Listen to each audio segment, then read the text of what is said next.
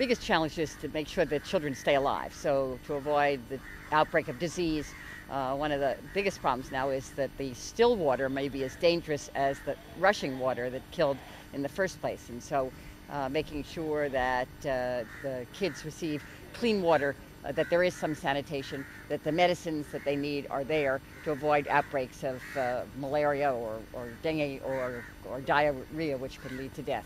That's the biggest challenge right now, is keeping the children alive. But at the same time, we've got to deal with the psychological damage that's occurred. And so we'll also be pushing very much to get kids back into school.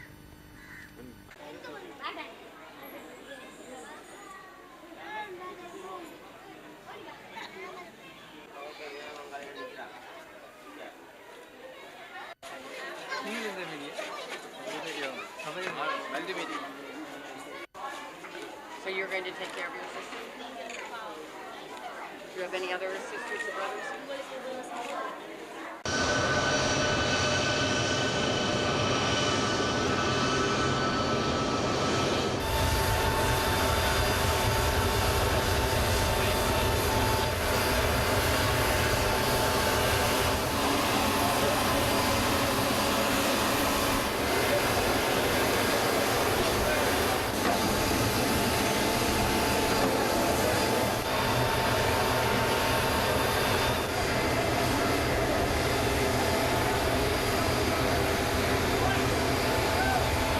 We're bringing 5 helicopters and about 150 people to provide humanitarian relief here.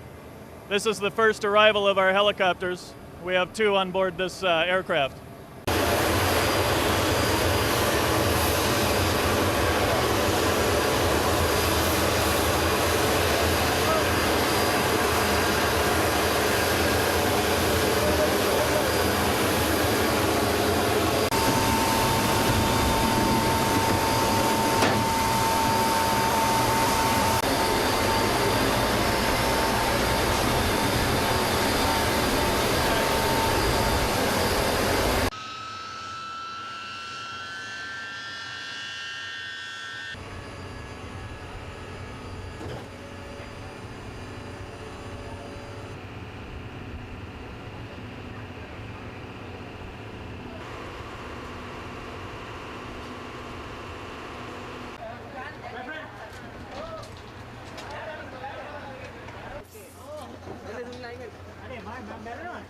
And tak up, more.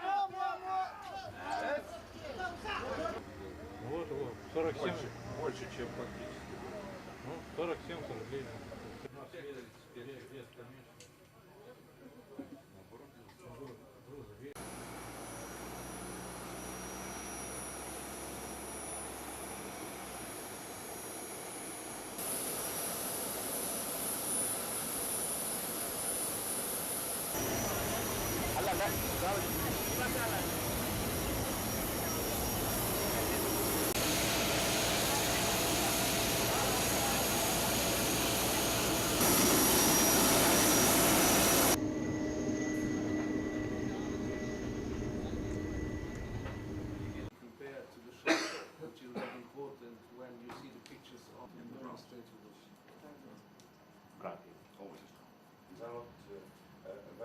Level expertise. She also wants to mobilize the private sector, the foreign governments, that they could share the job and take some particular aspects of the projects.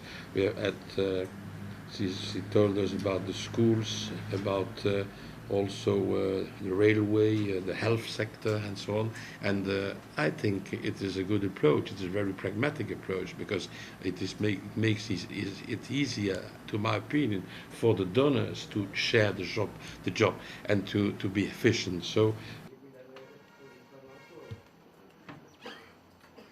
on European level, the Commission, we are looking for new amounts, and we have reserves that we can mobilize also to this aim. So we are really ready to engage ourselves very quickly, very deeply, and to stay closely on the side of the people of Sri Lanka.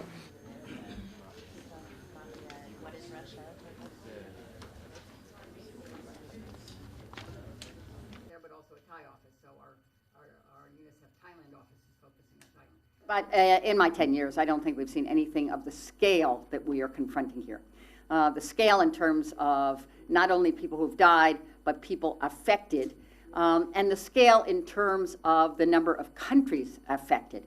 So for all of us in humanitarian work, you know, we have experience, we have capacity. I think generally we do a good job. We try and do a decent job. But to have to mobilize not just for one, I mean, it's one emergency, but we're basically mobilizing for 8 to 9 different emergencies. And so the ability to respond to something like this in terms of the scale is beyond anything that I recall in my 10 years at UNICEF. It was one of the 4 areas that I mentioned. It will be one of the 4 priority areas for UNICEF.